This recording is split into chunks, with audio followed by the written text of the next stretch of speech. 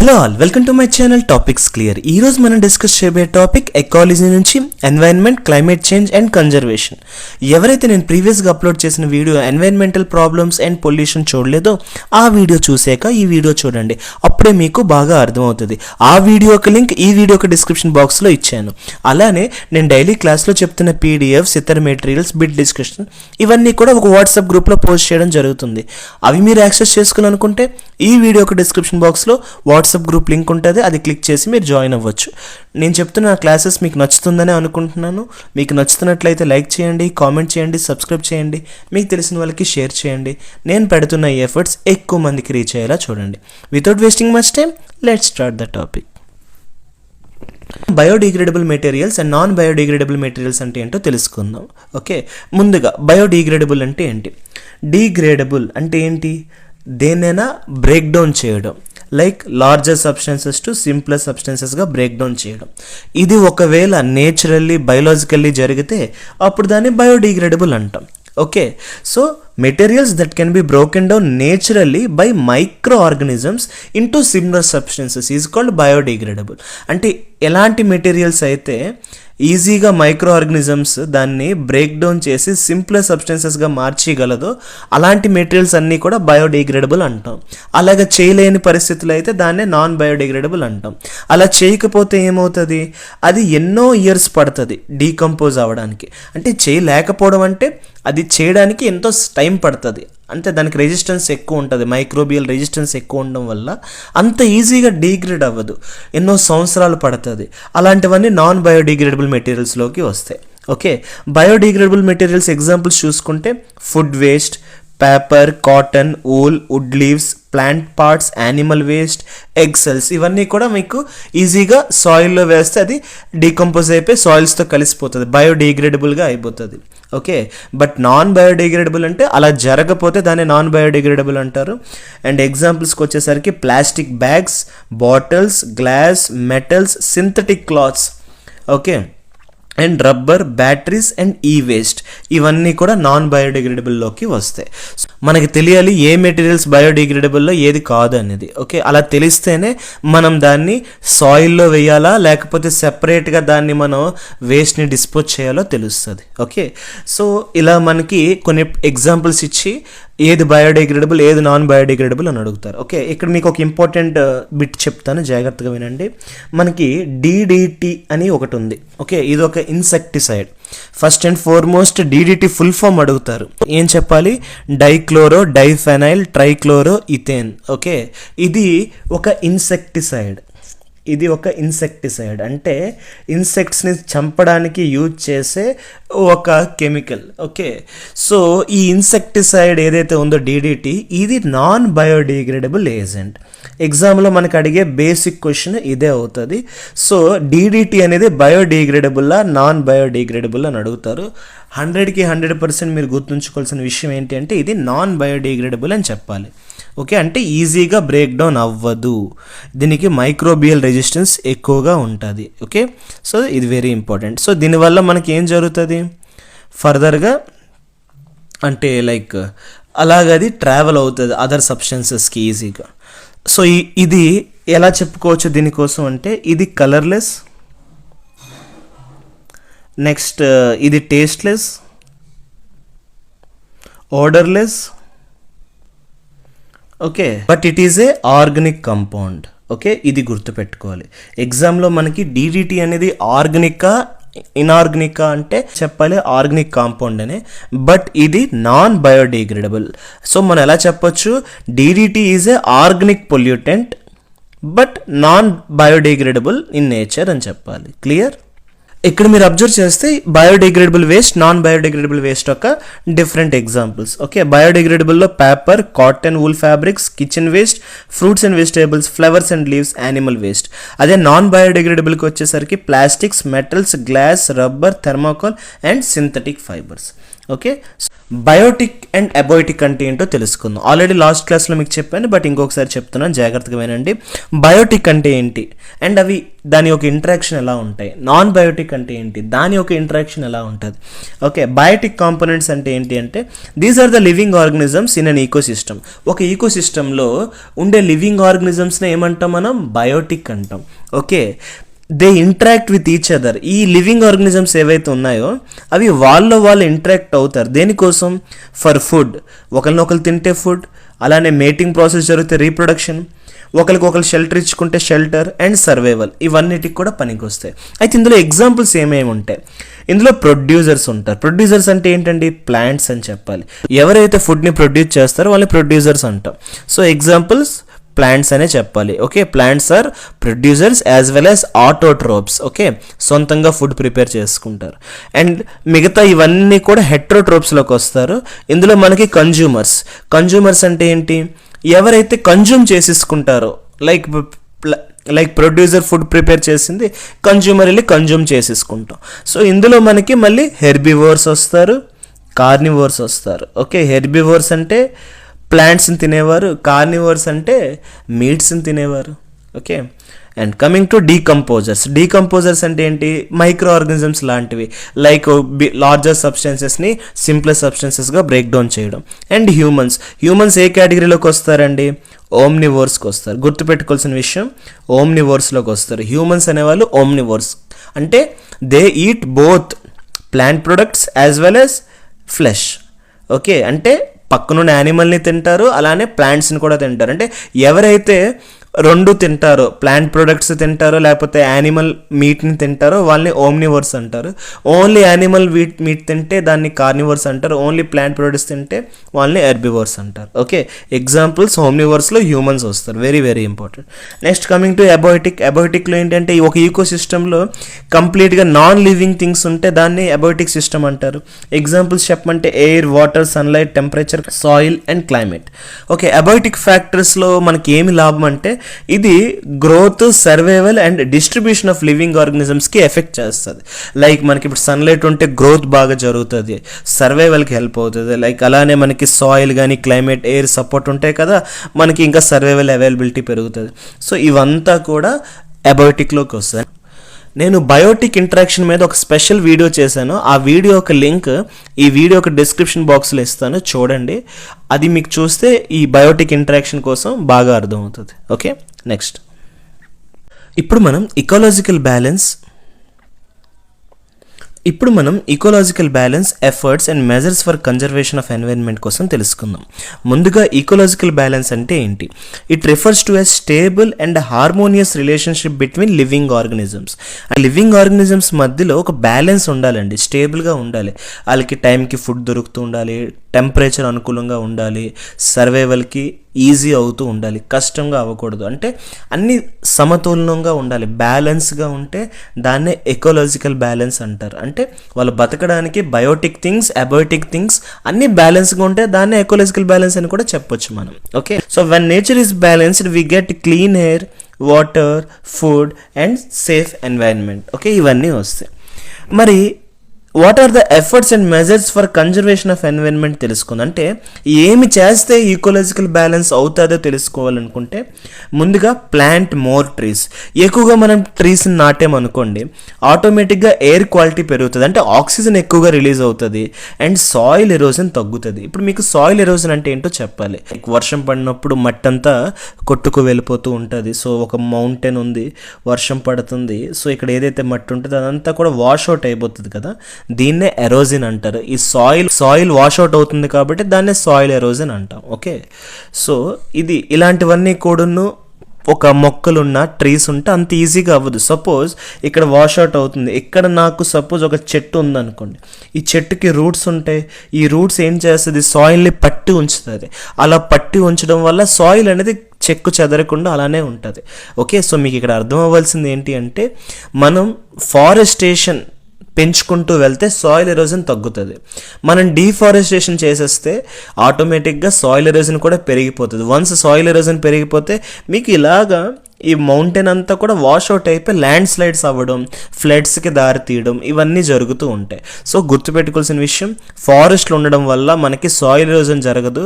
Soil erosion జరగకపోవడం వల్ల ఫ్లడ్స్కి కానీ అదర్ డిజాస్టర్స్కి ఎటువంటి దారి తీయదు.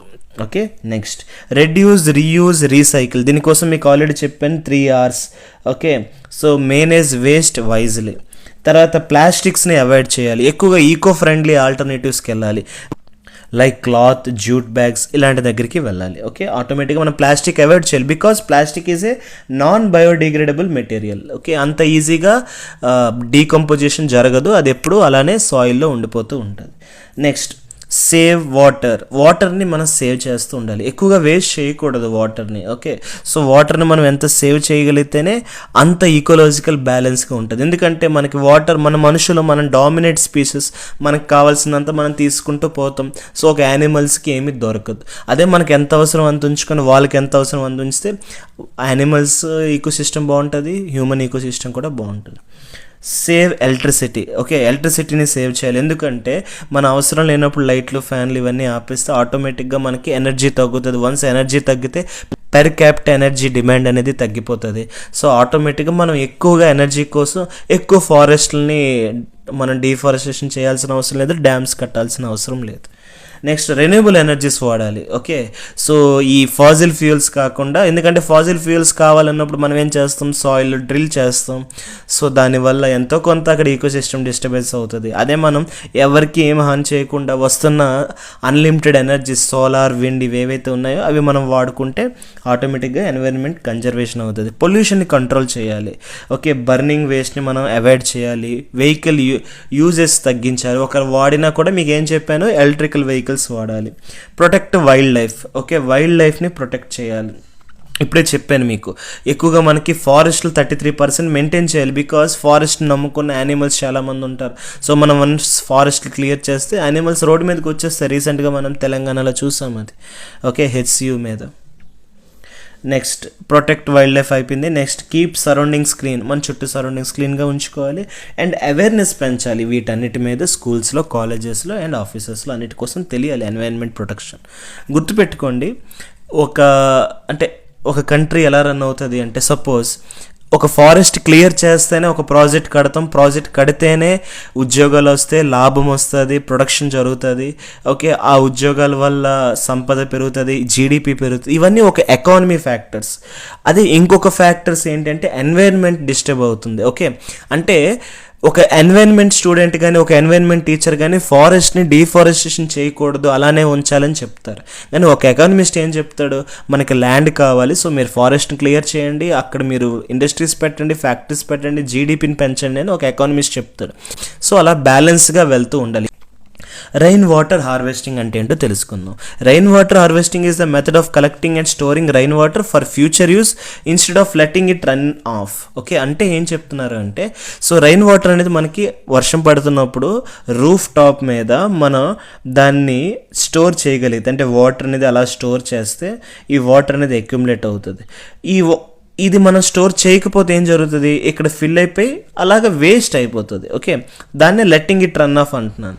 సో అలా వేస్ట్ అయిపోకుండా మీరు దాన్ని స్టోర్ చేసుకోగలిగితే రూఫ్ టాప్స్ మీద, అక్కడ నుంచి పైప్స్ యూజ్ చేసి కిందకి తీసుకొని దాన్ని ఫిల్టర్ చేసుకొని ఆ తర్వాత ఒక ట్యాంక్లో స్టోర్ చేసుకొని ఆ తర్వాత దాని నుంచి మీరు క్లీనింగ్ కానీ గార్డెనింగ్ కానీ వాడుకుంటారు. లేదా ఏదైతే మీరు ఒక ట్యాంక్, ఒక పిట్ లాంటిది తయారు చేస్తారో అందులోకి ఈ వాటర్ వేస్తే ఆటోమేటిక్గా గ్రౌండ్ వాటర్ కూడా రీఛార్జ్ అవుతుంది. ఓకే, సో గ్రౌండ్ వాటర్ అనేది మనకు అవసరం. ఇప్పుడు ఒక బోర్ తవ్వుతున్నాం, బోర్ తవ్వగానే వాటర్ మనకు వస్తుంది, ఎక్కడి నుంచి వస్తుంది, ఓకే, ఎక్విఫైర్ ఉంటుంది మనకి. ఓకే, ఎక్విఫైర్ అంటే మనకి కొన్ని లేయర్స్ ఉంటాయి, పోరస్, నాన్ పోరస్.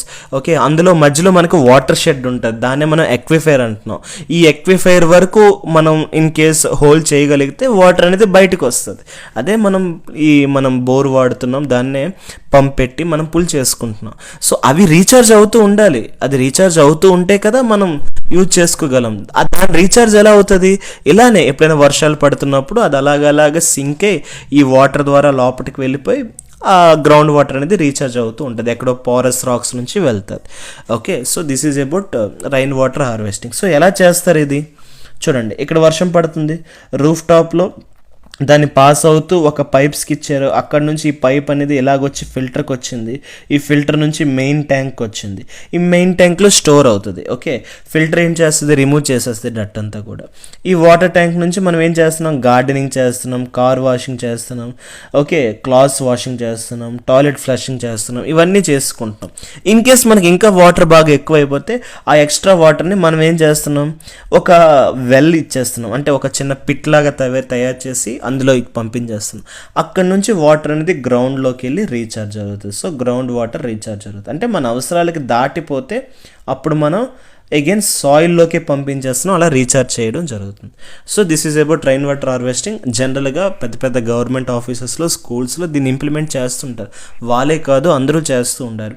చేయడం వల్ల మనకి రైన్ వాటర్ అనేది ఊరికినే మనం వదిలేస్తే ఏమవుతుంది, అది వెళ్ళి సీవేజ్లో కలిసిపోద్ది, అది మనకి పనికి రాకుండా అయిపోద్ది. దాన్ని మనం వైజ్గా యూజ్ చేస్తే సో మనం వాటర్ డిపెండెన్సీ కొంచెం తగ్గుతుంది. సో దానివల్ల గ్రౌండ్ వాటర్ రీఛార్జ్ అవుతుంది అండ్ మనం రైన్ వాటర్ని ఎక్స్ట్రాగా వాడుకుంటున్నట్టు. Okay, so this is about rain water harvesting.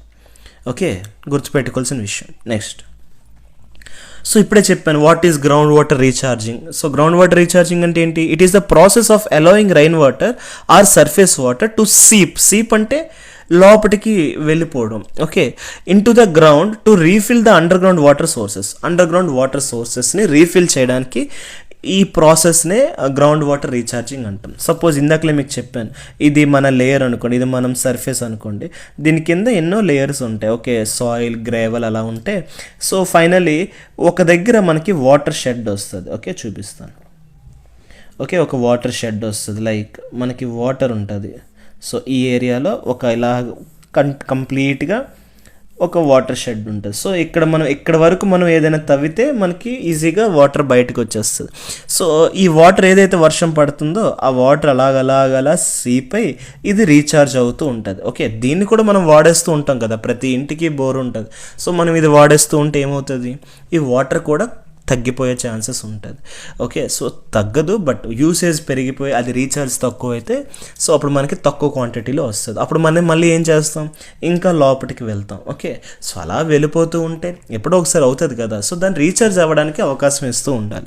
So the ప్రాసెస్నే ground water recharging. అది మనమే చేయక్కర్లేదు. జనరల్గా వర్షం ఎక్కువ పడినా కూడా అది ఆటోమేటిక్గా మీకు నీళ్ళు అనేది మట్టిలో ఎప్పుడు నిలవగా ఉండదు, అది లోపలికి వెళ్ళిపోయి ఆ ఎక్విఫైర్తో కలిసిపోతుంది. అందుకే మీకు భూభాగంలో ఎక్కడ మీకు తవ్వుతున్న వాటర్ అనేది వస్తూ ఉంటుంది. అయితే పైకి వస్తుందా కిందకి వస్తుందా అది ఆ జియోగ్రఫికల్ కండిషన్స్ బట్టి ఉంటుంది.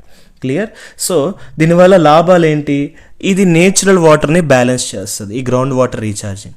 And it prevents drought conditions. అంటే సో వర్షపాతం లేకపోవడం వల్ల మనకి ఏమవుతుంది, నేల ఎండిపోతూ ఉంటుంది, పగులు వచ్చేస్తుంటుంది కదా, అలాంటివి ఏంటి లేకుండా చూసుకోవడం ఈ గ్రౌండ్ వాటర్ వల్ల హెల్ప్ అవుతుంది. అలాంటివి ఏంటి అవ్వకుండా ఈ గ్రౌండ్ వాటర్ వల్ల జరుగుతుంది. Next, dependency on water tankers. ఎక్కువ మనం వాటర్ ట్యాంక్ మీద డిపెండ్ అవ్వాల్సిన అవసరం లేదు. ఓకే, తగ్గిపోతుంది. ఎందుకంటే మనం ఒక వెల్ తవ్వుకున్నా, ఇప్పుడు నుయ్యి తవ్వుకున్నాం అనుకో, నుయ్యిలో వాటర్ ఊరుతుంది కదా, ఎలా ఊరుతుంది, ఈ ఎక్విఫైర్ వరకు నుయ్యిని తవ్వుతారు. ఓకే, సో ఎప్పుడైతే వాళ్ళకి వాటర్ ఊరుతుందని తెలిసిపోతుందో అక్కడ వదిలేస్తారు. సో ఈ వాటర్ అలాగా పైకి వస్తుంది. Okay, so this is how wells are constructed. Okay, next, maintain water supply in the wells. ఇప్పుడే చెప్పాను మీకు. Next, conservation of forests. Okay, so forest conservations అంటే ఏంటి, దాన్ని మనం ఎలా కాపాడుకోవాలి. Okay, so conservation of forest means protecting and managing forest to keep them healthy, alive and useful for current and future generations. Okay, so what is meant by conservation of forest అంటే ఏంటి అంటే, so protecting and managing, దాన్ని మనం కాపాడుకుంటూ దాన్ని వాడకం కూడా ఎలా చేయాలి అంటే అది హెల్దీగా ఉంచాలి, దాన్ని బతికిస్తూ ఇప్పటికీ నెక్స్ట్ జనరేషన్కి పనికి వచ్చినట్టు ఉంచాలి. అప్పుడే దాన్ని సస్టైనబుల్ యూజ్ అంటారు. ఓకే, సో ఎప్పుడు మీకు సస్టైనబుల్ అంటే ఏంటి అని చెప్తుంటాను కదా, సస్టైనబుల్ అంటే ప్రజెంట్ జనరేషన్ వాడుకుంటూ ఫ్యూచర్ జనరేషన్ ఎటువంటి కాంప్రమైజ్ అవ్వకూడదు. ఓకే, వాళ్ళకి కూడా ఉండాలి. నెక్స్ట్, ఇలాగా మనం కన్జర్వేషన్ చేయాలంటే మనం ఏ టెక్నిక్స్లోకి వెళ్ళాలి, ఎఫారెస్టేషన్ అంటే ఏంటి, కొత్తగా ప్లాంట్స్ని మనం నాటడం. ఓకే, కొత్త మొక్కల్ని నాటడం. సో అలా చెట్లు పెరిగి ఫారెస్ట్లా అవుతుంది, దాన్ని ఎఫారెస్టేషన్. డీఫారెస్టేషన్కి ఆపోజిట్. మరి రీఫారెస్టేషన్ అంటే ఏంటి, డ్యామేజ్డ్ ట్రీస్ ఉన్నా లేకపోతే ప్రాపర్గా గ్రోత్ లేనివి దాన్నే మళ్ళీ మనం రిపేర్ చేసి దాన్నే మనం పెరిగేలా చేయడమే రీఫారెస్టేషన్ అంటాం. మరి సోషల్ ఫారెస్ట్రీ అంటే ఏంటి? ఒక కమ్యూనిటీ ఆఫ్ పీపుల్ మొత్తం మేనేజింగ్ చేసుకోవడం ఫారెస్ట్ని, అంటే దాని ఒక గ్రోత్, దాని ఒక సర్వైవల్, ఓకే, దాని ఇంప్లిమెంటేషన్ టెక్నిక్స్ ఇవన్నీ కూడా వాళ్ళే చూసుకుంటారు. జనరల్గా రూరల్ ఏరియాస్లో ఒక వాలంటీర్గా కొంత కమ్యూనిటీస్కి ఇచ్చేస్తారు, వాళ్ళు దాన్ని ఫారెస్ట్ని నడుపుకుంటూ ఉంటారు. ఓకే, దాని నుంచి వచ్చే మైనర్ ఫారెస్ట్ ప్రొడ్యూస్ని కూడా తీసుకుంటారు. నెక్స్ట్ ప్రొటెక్టెడ్ ఏరియాస్, కొంత ఫారెస్ట్లు రిజర్వ్డ్ ఫారెస్ట్గా ఉంచేస్తాం. ఓకే, దానికి ఎటువంటి యాక్సెస్ ఇవ్వం. ఎందుకు? ఇలాగ ఇవ్వడం వల్ల, ఇలా చేయడం వల్ల ఫారెస్ట్లు అనేది రిజర్వ్గా ఉంటాయి. ఓకే, సో ఇవన్నీ కూడా types of conservation of forest. Land management and conservation, ఇప్పటి వరకు మనం ఫారెస్ట్ కోసం చదివాం. మరి ల్యాండ్ మేనేజ్మెంట్ ఎలా చేయాలి, కన్జర్వేషన్ ఎలా చేయాలి? What is men by land management అంటే ఏంటి? ఒక ల్యాండ్ని వైజ్ఫుల్ అండ్ రెస్పాన్సిబుల్గా ఫార్మింగ్ కోసం, బిల్డింగ్ల కోసం, ఫారెస్ట్ కోసం యూజ్ చేసే ప్రాసెస్నే వితౌట్ హార్మింగ్ ఎన్వైర్న్మెంట్నే మనం ల్యాండ్ మేనేజ్మెంట్ అంటాం. సపోజ్ ఒక ల్యాండ్ ఉంది, అందులో బాగా పంట పండుతుంది, దాని సాయిల్ ఫెర్టిలిటీ బాగుంది, అలాంటి దాన్ని పంటకే వాడాలి. ఒక ల్యాండ్ ఉంటుంది, దానికి అంత ఫెర్టిలిటీ లేదు, అది మీరు బిల్డింగ్ పర్పస్కి వాడుకోండి. ఓకే, ఇంకొక ల్యాండ్ ఉంది, ఓకే, మీకు చాలా వ్యాస్ట్ ల్యాండ్ ఉంది, ఒక ప్లెయిన్ ఏరియాలో ఉంది, అది కొంచెం దూరంగా ఉంది, మీరు అది ఈజీగా ట్రావెల్ చేసుకోలేకపోతున్నారు, సో అలాంటి మీరు ఫారెస్ట్రీగా వాడుకోవచ్చు. ఓకే, సో ఇవన్నిట్లో కూడా మీకు ఎన్విరాన్మెంట్ డిస్టర్బ్ అవ్వకుండా చూసుకోవాలి. సో దీన్నే ల్యాండ్ మేనేజ్మెంట్. సపోజ్ సింపుల్ అండి, మీకు ఒక 1000 రూపాయలు ఇచ్చి మీరు దాన్ని వైజ్ఫుల్గా ఎక్కడ ఎంత పెట్టాలి, ఎక్కడ ఎంత ఖర్చు పెట్టాలి, ఇంటికి ఎంత తేవాలి, మనం ఎంత ఉంచుకోవాలి, ఓకే, ఎంత మనం పే చేయాలి, అవతల వాళ్ళ డ్యూస్ అండ్ ఫీజెస్, ఇవన్నీ మనం ఎలా మేనేజ్ చేస్తాం. అలానే ల్యాండ్ని కూడా తెలివిగా, రెస్పాన్సిబుల్గా దేనికి ఏ ల్యాండ్ యూజ్ చేయాలనేది మనం తెలుసుకోవాలి. Okay, next land conservation. What is meant by land conservation? ల్యాండ్ని మనం ప్రొటెక్ట్ చేసుకోవాలి, అలా వదిలేసినా కూడా డ్యామేజ్ అయిపోతుంది. ఎలాగ డ్యామేజ్ అయిపోతుంది ఇప్పుడే చెప్పాను. సో ఇప్పుడే మీకు చెప్పాను ఎరోజన్ అంటే ఏంటి. ఎప్పుడైనా మీకు వర్షం పడితే అదంతా కూడా వాష్ అవుట్ అయిపోద్ది అని చెప్పాను. సో సాయిల్ వాష్ అవుట్ అయిపోతే ఆటోమేటిక్గా జనరల్గా ఎరోజన్ వల్ల ప్రాబ్లం ఏంటి అంటే, మనకి సాయిల్ ఏదైతే టాప్ సాయిల్ ఉంటుందో, ఈ టాప్ సాయిల్లోనే న్యూట్రియంట్స్ ఉంటాయి మనకి. ఓకే, ఎక్కువ పోషకాలు ఉంటాయి. జనరల్గా ఎప్పుడైనా వర్షం పడినప్పుడు ఈ టాప్ సాయిలే బయటకు వచ్చేస్తుంది. సో అలా బయటకు వచ్చినప్పుడు అక్కడ ఉన్న న్యూట్రియంట్స్ అంతా కోల్పోతాం. అలా జరగకుండా ఉంచుకోవాలి అంటే మనం ఏం చేయాలి? ఇక్కడ దీనికి గట్టులు కట్టడము, ఓకే, లేకపోతే ఎక్కువ మొక్కలు నాటడము, ఆ వాటర్ వెళ్ళకుండా చూసుకోవడము, ఆ సాయిల్ వెళ్ళిపోకుండా దాన్ని ఆపడం చేయాలి. ఓకే, న్యూట్రియంట్స్ మన దగ్గరే ఉంటాయి. అండ్ నెక్స్ట్ ఇంకేంటి? పొల్యూషన్. మీకు ఆల్రెడీ తెలుసు. సో పొల్యూషన్ చేయకూడదు. ఓవర్ యూజ్, ఎక్కువగా మనం వాడేసినా కూడా అప్పుడు కూడా ప్రాబ్లం అవుతుంది. ఎక్కువగా వాడడం అంటే ఏంటి? సపోజ్ కొన్ని క్రాప్స్ ఉంటాయి, అవి ఎక్కువ ఫెర్టిలిటీ తీసుకుంటుంది, సాయిల్ ఫెర్టిలిటీ ఎక్కువగా అబ్జర్వ్ చేసుకుంటుంది. ఒకే క్రాప్ మనం పదే పదే ఎక్కువగా వాడేమనుకోండి ఒక ల్యాండ్లో, దాని సాయిల్ ఫెర్టిలిటీ తగ్గిపోతుంది. మనం మారుస్తూ ఉండాలి. ఒకసారి ఖరీఫ్ క్రాప్ వేసామా, సరే ఇంకోసారి రబీ ట్రై చేయాలి. సో రొటేషన్ చేస్తూ ఉండాలి. క్రాప్ రొటేషన్ చేస్తే సాయిల్ అనేది తన యొక్క న్యూట్రియంట్స్ని రీఛార్జ్ చేసుకుంటూ ఉంటుంది. అండ్ అలానే మనం వదిలేసిన ఎక్కువ కాలం అప్పుడు అది ఒక డెజర్ట్గా మారిపోద్ది. ఇలాగా ఒక మంచి ల్యాండ్ డెజర్ట్గా మారిపోతే దాన్ని ఏమంటామంటే డెజర్టిఫికేషన్ అంటాం. Okay, desertification. What is desertification? Conversion of a fertile land into desert. Okay, desert అంటే ఇంకా మీకు అటు ఫెర్టిలిటీ లేనట్టే. ఓకే, సో ఇదంతా కూడా about land management and land conservation. అయితే ఏమేమి స్టెప్స్ చేస్తే మనకి ల్యాండ్ మేనేజ్మెంట్, ల్యాండ్ కన్జర్వేషన్ బాగుంటుంది ఒకసారి చూద్దాం అది. Okay, so first one, plant trees and grasses. ఎక్కువగా మనం ట్రీస్, గ్రాసెస్ ప్లాంట్ చేస్తే ఇప్పుడే మీకు చెప్పాను సాయిల్ ఎరోజన్ జరగదు. సాయిల్ ఎరోజన్ జరగకపోతే టాప్ సాయిల్ న్యూట్రియంట్స్ అన్నీ అక్కడే ఉంటాయి. లేదా మౌంటైన్స్లో అయితే ఎటువంటి ల్యాండ్ స్లైడ్స్ గట్రా అవ్వకుండా ఉంటాయి. నెక్స్ట్ ల్యాండ్ ప్రాపర్గా యూజ్ చేయాలి. ఎక్కువగా ఫార్మింగ్కి వాడకూడదు, ఎక్కువ ఓవర్ గ్రేజింగ్ అంటే లైక్ ఇప్పుడు ఆవులు కానీ లేకపోతే మేకలు కానీ గొర్రెలు కానీ ఇవి మేతకి మనం ఎక్కువగా పట్టుని వెళ్తూ ఉంటాం కదా ఫార్మర్స్ ల్యాండ్స్ దగ్గరికి. అవి ఎక్కువగా గ్రేజింగ్ చేసేసినా కూడా ఇంకా అక్కడ గ్రాస్ ఉండదు. సో గ్రాస్ కోసమే మనం మేతకు పంపిస్తాం కదా. ఎక్కువ గడ్డి తినేసింది అనుకోండి, ఆటోమేటిక్గా గడ్డి లేకపోతే ఏమవుతుంది? ఇప్పుడే మేము చదువుకున్నాం, మనం గడ్డి లేకపోతే ఆటోమేటిక్గా సాయిల్ ఎరోజన్కి దారితీస్తుంది. వన్స్ సాయిల్ ఎరోజన్కి దారితీస్తే పైన న్యూట్రియంట్స్ అంతా పోతుంది. ఓకే, నెక్స్ట్ క్రాప్ రొటేషన్ చేయాలి, అప్పుడే సాయిల్ ఫెర్టిలిటీ బాగుంటుంది.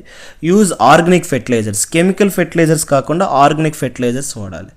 ఓకే, సో దానివల్ల మనకి కెమికల్ పొల్యూషన్ జరగదు. ఇందాక మీకు ఒకసారి చెప్పాను, నైట్రోజన్ ఫాస్ఫేట్స్ వాడితే వర్షం పడుతుంది. సో అది అలాగే వాష్అవుట్ అయిపోయి ఒక నియరెస్ట్ వాటర్ బాడీకి వెళ్తే అప్పుడు దానికి యూట్రిఫికేషన్ అనే ఒక ప్రాసెస్ అని మీకు ఎక్స్ప్లెయిన్ చేశాను లాస్ట్ వీడియోలో. Okay. Next rain water harvesting. ఎక్కువగా మనం రైన్ వాటర్ హార్వెస్టింగ్ చేస్తే సాయిల్ అనేది మాయిశ్చర్గా ఉంటుంది. ఎక్కువగా మాయిశ్చర్ ఉంటే మనకి ఫెర్టిలిటీకి, గ్రోత్కి బాగుంటుంది.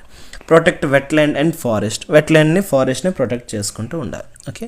Next public awareness for environmental protection. మనకి పబ్లిక్ అవేర్నెస్ క్రియేట్ చేయాలి ఎన్విరాన్మెంటల్ ప్రొటెక్షన్ కోసం. ఎలాగా?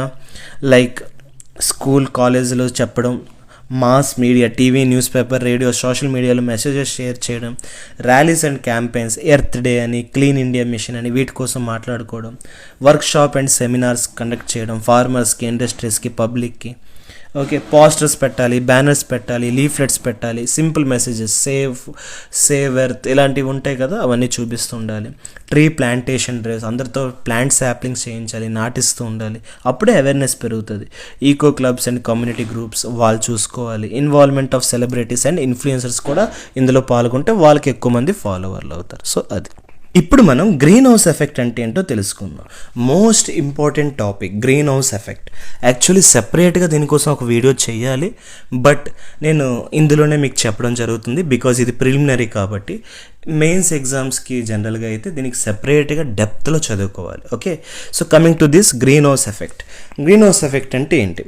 ఇది ఒక నేచురల్ ప్రాసెస్. ఇందులో సన్ నుంచి వస్తున్న హీట్ ఏదైతే ఉందో అది ఎర్త్ అట్మాస్ఫియర్ ట్రాప్ చేసేస్తుంది. ఆ ట్రాప్ చేయడానికి ఎర్త్కి కొన్ని గ్యాసెస్ కావాలి. సో సన్ నుంచి వస్తున్న హీట్ ఏదైతే ఉందో అది ఎర్త్ ట్రాప్ చేస్తుంది. అది ట్రాప్ చేయడానికి దానికి కొన్ని గ్యాసెస్ కావాలి. ఆ గ్యాసెస్నే గ్రీన్ హౌస్ గ్యాసెస్ అంటాం. అయితే ఇది ట్రాప్ చేయడం అవసరమా అంటే ఎస్, నేచురల్లీ ట్రాప్ చేస్తుంది, అది అవసరమే. లేకపోతే మనం ఏదైతే ఉంటున్నాం మన ఏరియా అంతా కూడా బాగా మంచుతో కప్పిపడి స్నో అయిపోతాం, మనం ఎవరం బతకడానికి అవ్వదు. సో కొంత హీట్ అనేది ఉండాలి, ఉంటేనే మనకి బ్యాలెన్స్గా అవుతుంది అండ్ అందరి సర్వైవల్కి బాగుంటుంది. కాకపోతే మనం ఏం చేస్తున్నాం, ఈ నేచురల్ గ్రీన్ హౌస్ ఎఫెక్ట్ కాకుండా మనం ఇంకా పెంచుకుంటూ పోతున్నాం, ఇంకా పెంచేస్తున్నాం. ఎక్కువ పెంచడం వల్ల ఏం జరుగుతుంది అంటే అవసరానికి మించి వేడి పెరిగిపోతుంది. దానివల్ల మళ్ళీ మనకి సర్వైవల్ ప్రాబ్లం వస్తుంది. సో నేచురల్గా జరుగుతుంది, ఓకే, ఎక్కువ చేసేయకూడదు. లైక్ చూడండి, కంప్లీట్గా గ్రీన్ హౌస్ గ్యాసెస్ లేకపోతే ఎలా అవుతుంది, కంప్లీట్గా ఫ్రోజన్ అయిపోతుంది, కోల్డ్ అయిపోతుంది. గ్రీన్ హౌస్ గ్యాసెస్ బాగా ఎక్కువైపోతే ఎలా అవుతుంది, కంప్లీట్గా హాట్ అయిపోతుంది. ఎప్పుడు ఎలా ఉండాలి, మిడిల్లో ఉండాలి. ఓకే, మోడరేట్గా బ్యాలెన్స్గా ఉండాలి. సో అలాగ ఉండాలి అంటే ఆల్రెడీ నేచర్ అనేది నేచురల్ ఎన్హాన్స్డ్ ఎఫెక్ట్గా జరుగుతూ ఉంటుంది. దాన్ని మనం ఇంకా పెంచకూడదు, మనం పెంచేస్తున్నాం, హ్యూమన్ ఎన్హాన్స్ చేస్తున్నారు. ఓకే. సో ఇది మెయిన్ గ్రీన్ హౌస్ ఎఫెక్ట్. మీకు ఇక్కడ చూపిస్తే చూడండి, ఇది నేచురల్ గ్రీన్ హౌస్ ఎఫెక్ట్. ఇందులో ఏం జరుగుతుంది, సన్ నుంచి సోలార్ రేడియేషన్స్ వస్తున్నాయి. జనరల్గా సన్ నుంచి వస్తున్న సోలార్ రేడియేషన్స్ ఏవైతే ఉన్నాయో వీటిని మనం షార్ట్ వేవ్స్ అంటాం. ఓకే, షార్ట్ వేవ్స్ ఏదైతే ఎర్త్కి ఢీ కొట్టి ఆ సర్ఫేస్కి ఢీ కొట్టి మళ్ళీ పైకి వెళ్తాదో దీన్ని లాంగ్ వేవ్స్ అంటాం. గుర్తుపెట్టుకోండి, సన్ దూరంగా ఉంది కదా, ఇది లాంగ్ వేవ్స్ అవుతుంది అని అనుకోకండి. సన్ నుంచి వస్తున్న వేవ్స్ షార్ట్ వేవ్స్, ఎర్త్ని ఢీ కొట్టి మళ్ళీ రీఎమిట్ అవుతాయి కదా, అప్పుడు దాన్ని లాంగ్ వేవ్స్ అంటారు. ఓకే. సో అలా వెళ్తున్నప్పుడు దాన్ని వెళ్ళనివ్వకుండా మీరు ఇక్కడ అబ్జర్వ్ చేస్తే గ్రీన్ హౌస్ గ్యాసెస్ దాన్ని ఉంచేస్తున్నాయి, అంటే ఇలా ఢీ కొట్టి మళ్ళీ బ్యాక్ అయిపోతాయి. సో వితిన్ ఒక ట్రాప్ అయిపోయి ఒక ట్రోపోస్ఫియర్ రీజియన్స్లో అలా ఉండిపోతుంది. ఇది నేచురల్. కానీ మనం ఏం చేస్తున్నాం, ఇంకా దీని ఇంటెన్సిటీ పెంచేస్తున్నాం, మోర్ గ్రీన్ హౌస్ గ్యాసెస్ ఇచ్చేస్తున్నాం. ఇచ్చిగానే ఏమవుతుంది అంటే ఇది ఎక్కువగా ట్రాప్ అయిపోయి ఎక్కువ వేడి క్రియేట్ చేసేస్తుంది. కావాలంటే మీరు అబ్జర్వ్ చేయండి, మన చిన్నప్పుడు ఒక 20 సంవత్సరాల ముందు ఎలా ఉండేది, కొంచెం ఎర్త్ అనేది కొంచెం చల్లగా ఉండేది, సమ్మర్ వచ్చినా కూడా వేడి ఉండేది, మరీ అంతగా ఉండేది కాదు. బట్ ఇప్పుడు చాలా వేడి పెరిగిపోతుంది. ఎందుకు? Because of this green house gases. మనం ఎక్కువగా గ్రీన్ హౌస్ గ్యాసెస్ రిలీజ్ చేస్తున్నాం. సో ఇప్పుడు ఈ గ్రీన్ హౌస్ గ్యాసెస్ ఏవైతే ఉన్నాయో ఇవి ప్రపోర్షన్, ఏది ఎక్కువ ఏది తక్కువ అట్మాస్ఫియర్లో ఉంటుందో తెలుసుకుంటే ఎక్కువగా మనకి వాటర్ వేపర్ ఎక్కువగా ఉంటుంది. గుర్తుపెట్టుకోండి, ఏ గ్రీన్ హౌస్ గ్యాసెస్ ఎక్కువ మోతాదులో ఎక్కువ అబండెంట్గా అట్మాస్ఫియర్లో ఉంటుందంటే మనం చెప్పాలి water vapour, second carbon dioxide, third methane, 4th nitrous oxide, 5th chlorofluorocarbons. ఇవి మనకి ఎక్కడి నుంచి రిలీజ్ అవుతాయి? జనరల్గా రెఫ్రిజిరేటర్స్ అండ్ ఏసీస్ నుంచి రిలీజ్ అవుతాయి. ఓకే, సిఎఫ్సిస్ అంటారు దీన్ని, సిఎఫ్సిస్, హెచ్ఎఫ్సిస్ ఇవన్నీ కూడా ఇవి ఒక హెలోజన్ కేటగిరీలోకి వచ్చి రెఫ్రిజిరేటర్ ఏసీస్లో వాడతారు. ఓకే, కూలింగ్ ఏజెంట్ లాగా గుర్తుపెట్టుకోండి. ఎక్కువగా water vapour, next carbon dioxide, third methane. So carbon dioxide అనేది ఫాజిల్ ఫ్యూల్స్ కాలిస్తే వస్తుంది. మీథేన్ ఎక్కడి నుంచి వస్తుంది అంటే క్యాటల్స్ నుంచి, రైస్ ఫీల్డ్స్ నుంచి, ల్యాండ్ ఫీల్డ్స్ నుంచి వస్తుంది. And nitrous oxide fertilisers and vehicles నుంచి వస్తుంది. అడుగుతారు మనకి ఏ గ్రీన్ హౌస్ గ్యాసెస్ దేని నుంచి వస్తున్నాయి, ఇవన్నీ కూడా గ్రీన్ హౌస్ గ్యాసెసే. దాని యొక్క సోర్స్ కూడా మీకు చెప్పాను. ఓకే, సో ఇది నేచురల్గా ఇది okay, this is not okay and dangerous కూడా. సో దీన్ని మనం తగ్గించాలి అంటే మనం ఏం చేయాలి? రెన్యూవబుల్ సోర్సెస్ ఆఫ్ ఎనర్జీకి వెళ్ళాలి. ఓకే, గ్రీన్ హౌస్ ఎఫెక్ట్ ఎక్కువగా అయితే ఏమేం ప్రాబ్లమ్స్ వస్తాయి? మనకి గ్లోబల్ వార్మింగ్ జరుగుతుందండి. సో గ్లోబల్ వార్మింగ్ అంటే ఏంటి? ఎర్త్ అనేది బాగా వేడెక్కిపోవడం. సో దానివల్ల ఏం జరుగుతుంది? గ్లేషియర్స్ అనేది మెల్ట్ అయిపోతుంది. ఎందుకంటే హీట్ అనేది ఏం చేస్తుంది? గ్లేషియర్స్ని మెల్ట్ చేసేస్తుంది. లైక్ గ్లేషియర్ అంటే ఏంటి? మంచు పర్వతాలు లాంటివి మెల్ట్ చేసేస్తుంది, ఐస్ని మెల్ట్ చేస్తుంది. దానివల్ల సీ లెవెల్స్ రైజ్ అయిపోతుంది. సో దానివల్ల ఏం జరుగుతుంది? ఈ ఐలాండ్స్ లాంటివి మునిగిపోవడం గట్రా జరుగుతుంది. అండ్ అలానే ఈ గ్రీన్ హౌస్ ఎఫెక్ట్ వల్ల ఎక్స్ట్రీమ్ వెదర్ ఈవెంట్స్ ఉంటాయి. అంటే అలాగా అయితే ఫ్లడ్స్ ఎక్కువగా వస్తాయి, లేకపోతే డ్రాట్స్ ఎక్కువగా వస్తుంది, సమ్మర్ విపరీతంగా ఉంటుంది, వింటర్ విపరీతంగా ఉంటుంది, అలా. సో దానివల్ల బయోడైవర్సిటీ కోల్పోతారు. బయోడైవర్సిటీ అంటే ఏంటి? Variety of organisms. Okay, variety of species ఒక దగ్గర ఉంటే ఓకే దాన్నే బయోడైవర్సిటీ అంటారు. ఓకే, అలాంటి స్పీషీస్ ఆ ఒక్క చోటే ఉన్నాయి, ఇంకెక్కడా లేవంటే దాన్ని ఎండమిక్ స్పీషీస్ అంటారు. Okay, next to reduce green house effect ఏమేమి చేయాలి? మనం రెన్యూబుల్ ఎనర్జీస్ వాడాలి. లైక్ గ్రీన్ ఎనర్జీని వాడాలి. ఓకే, దాన్నే మనం సోలార్ అండ్ విండ్ అంటున్నాం. అలానే ప్లాంట్స్ ఎక్కువ నాటాలి, అప్పుడు CO2 అబ్జర్వ్ చేస్తుంది. పబ్లిక్ ట్రాన్స్పోర్ట్ కానీ సైకిల్స్ కానీ వాడాలి. అంటే ఫాజిల్ ఫ్యూల్స్ ఎక్కువగా కాల్చకూడదు. ఒకవేళ నువ్వు వెహికల్స్ వాడుకుంటే ఎలక్ట్రికల్ వెహికల్స్ వాడాలి. ఫాజిల్ ఫ్యూల్స్ తగ్గించాలి. Recycle and reduce waste, avoid burning plastic and garbage, ఇవన్నీ తగ్గించుకోవాలి. ఓకే, నెక్స్ట్ గ్లోబల్ వార్మింగ్ అంటే ఏంటి? ఇప్పుడే మనం చదువుకున్నాం, మళ్ళీ చూద్దాం. It is the gradual increase in earth average temperature mainly caused by excess release of green house gases in to the atmosphere. Global warming అంటే ఏంటి అంటే ఎర్త్కి ఒక యావరేజ్గా టెంపరేచర్ ఎంత ఉందో అది మెల్లమెల్లగా గ్రాడ్యువల్గా ఇంక్రీజ్ అవుతుంది because of green house gases పెరిగిపోవడం వల్ల. దాన్నే గ్లోబల్ వార్మింగ్ అంటారు. ఒకవేళ గ్లోబల్ వార్మింగ్ జరిగితే ఏమేమి జరుగుతుంది? మనకి రెయిన్ అండ్ స్నో ప్యాటర్న్ మారిపోద్ది. అంటే ఎప్పుడు రావాల్సిన వర్షం అప్పుడు రాదు. Okay, so next corals damage అవుతాయి, సీ లెవెల్ రైజ్ అయిపోతుంది, ఓషన్స్ బాగా వేడెక్కిపోతే కారల్స్ డ్యామేజ్ అవుతాయి. ఓకేనా, స్నో కరిగిపోతూ ఉంటుంది. ఓకే, నెక్స్ట్ ఎక్కువగా వాటర్ అనేది ఫిల్ అయిపోతూ ఉంటుంది, సీ లెవెల్ రైజ్ అయిపోతుంది. నెక్స్ట్ ప్లాంట్ సైకిల్ ఒక లైఫ్ చేంజ్ అవుతుంది. More droughts and wild fires పెరిగిపోతాయి. Higher temperature, more heat waves వస్తాయి. చేంజ్ ఇన్ యానిమల్ మైగ్రేషన్, ఇవన్నీ ఉండేసరికి యానిమల్స్ కానీ బర్డ్స్ కానీ ఉండవు కదా, వేరే ప్లేసెస్కి వెళ్ళిపోతాయి. సో అలాగే కదా మనకి సైబేరియన్ పక్షులు మన వరకు వస్తున్నాయి, బికాజ్ అక్కడ ఎక్స్ట్రీమ్ టెంపరేచర్ ఉంది. రష్యాస్లో వింటర్లో చాలా ఎక్స్ట్రీమ్ టెంపరేచర్ ఉంటుంది, అందుకే ఇక్కడ వరకు వచ్చేస్తూ ఉంటాయి. ఓకే, సో ఓజోన్ లేయర్ అంటే ఏంటి? వెరీ ఇంపార్టెంట్ ఇది. సో ఇక్కడ హెడ్డింగ్ మిస్ అయింది, ozone layer. So ozone layer అంటే ఏంటి?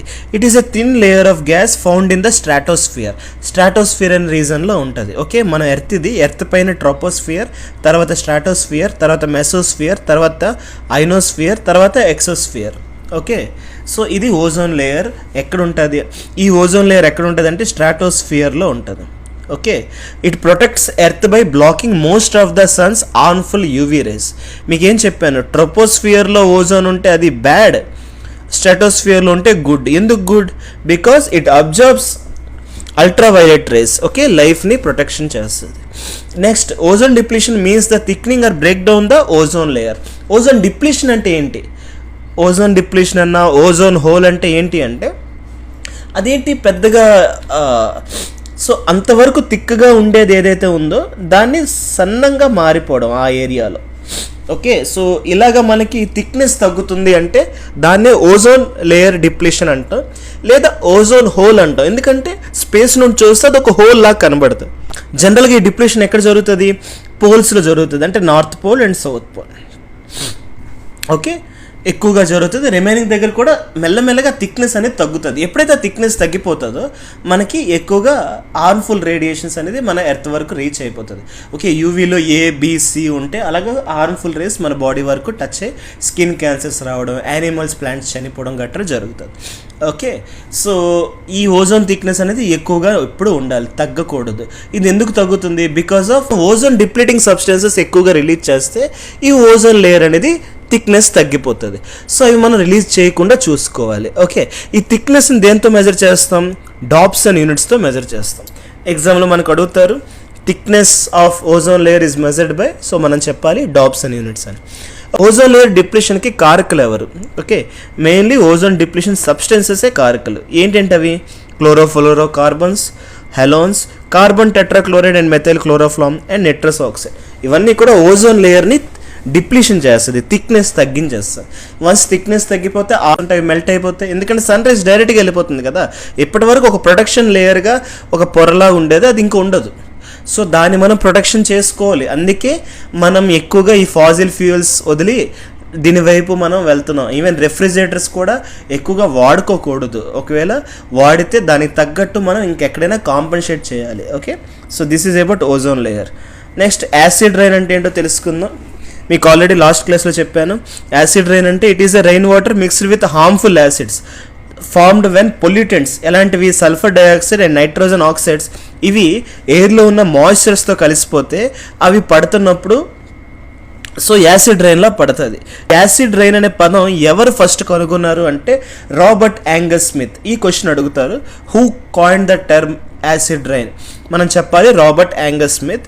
యాసిడ్ రైన్ ఒక pH ఎంత అని అడుగుతారు. సో మనం చెప్పాలి 5.6 కన్నా తక్కువ అనేసి. ఓకే, ఎందుకంటే ఎగ్జాక్ట్గా చెప్పలేం. 5.6 కన్నా తక్కువ ఉంటుంది. కొన్ని దగ్గర 3 ఉంటుంది, కొన్ని దగ్గర 4 ఉంటుంది. సో వ్యారీ అవుతూ ఉంటుంది depending upon the conditions. Okay, less than 5.6 అని మీరు చెప్పాలి.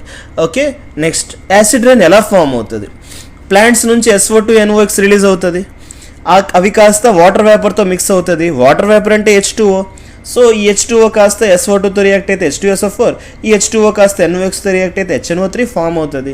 ఇది మళ్ళీ వర్షం రూపంలో లేదా స్నో రూపంలో లేకపోతే ఫాగ్ రూపంలో యాసిడ్ రైన్ అనేది సర్ఫేస్ మీద పడుతుంది. ఓకే, చూడండి ఇప్పటి వరకు మనం ఏం చదివామో అదే ఇక్కడికి మీకు కనబడుతుంది.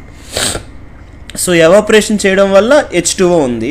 ఈ H2Oకి అది అలాగే ఉంటుండగా ఈ సల్ఫర్ డైఆక్సైడ్ ఫ్యాక్టరీస్ నుంచి వచ్చే, NO2 వెహికల్స్ నుంచి వచ్చే, ఇవన్నీ కూడా కలిసిపోయి H2SO4గా, HNO3గా మళ్ళీ క్లౌడ్స్ నుంచే పడ్డాయి. ఈ యాసిడ్ రైన్ ఎప్పుడైతే ఇక్కడ పడతాదో ఆటోమేటిక్గా అక్కడున్న ఏజెంట్స్ అన్నీ కూడా కెమికలైజ్ అయిపోతాయి. Okay, because these are the strong acids కదా. సో ఇన్ కేస్ అవి ఏదైనా మాన్యుమెంట్స్ పడితే కరోడ్ అవుతుంది. మీకు తాజ్మహల్ కోసం చెప్పాను.